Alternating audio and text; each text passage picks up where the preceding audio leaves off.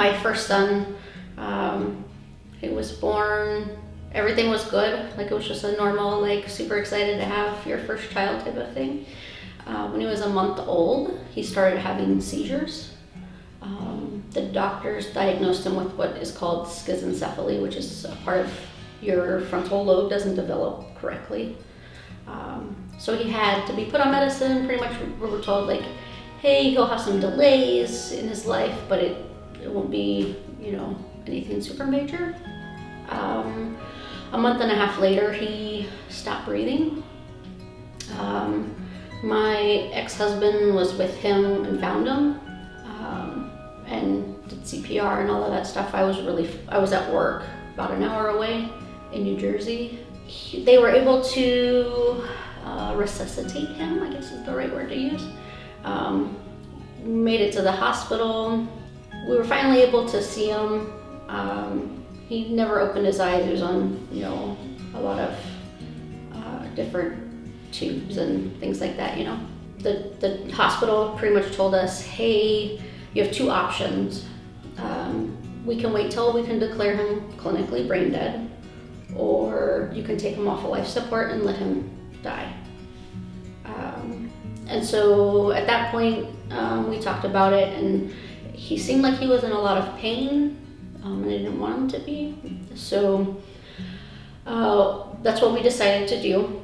And we decided to have them take him off of life support in the evening time, because that was his, specifically at 8 o'clock in the evening, because that was his bedtime.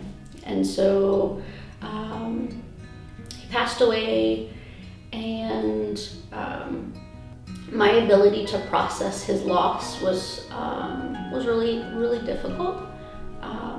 I was so angry. I believed in God, but I didn't necessarily think that he was around. And then he did this, like I said, like God did this. And so I was just really, really mad. But then I also needed a place to be able to hold on to that hope of maybe I would see my son Eddie again. And so I was like, okay, there's a heaven. I know there's a heaven because he's going there. And so I actually didn't process any of this for many, many years, and I struggled with depression and anxiety, suicidal thoughts, and just kind of like the whole gamut of what comes with losing a child, and just kind of the whole idea of death and what happens. And then in 2015, this lady who she's a chief. She was at my command. I don't know what prompted her to ask me to go to church, but she's like, hey, I go to this great church. Would you like to come? I was like, sure, I'll go. But it was really nice, and I started having this like overwhelming feeling that this is like where I'm supposed to be.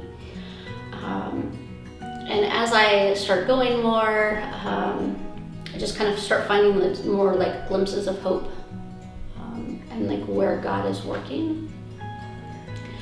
I met my current husband while doing this process, and he really encouraged me to start like reading the Bible and trying to learn more about God.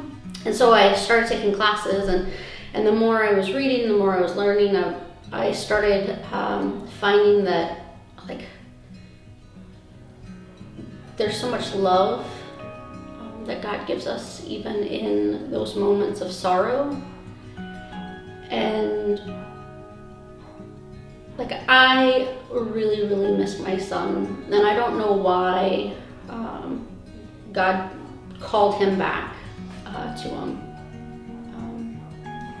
But this thing of knowing that, one, I know that I'll be able to see him again, but also that God is redeeming that situation in my life by allowing me to help others and to be able to just be and sit with others in that space of sorrow and hurt, and like just asking the questions like why is this happening, why is this going on. And so I'm really grateful for that, and the fact that like God has put some amazing people in my life, and just being able to see those little moments, and looking back I can see how he never left me even though I walked away from him. I really think that God is allowing me to use that as a resource to be able to help other people.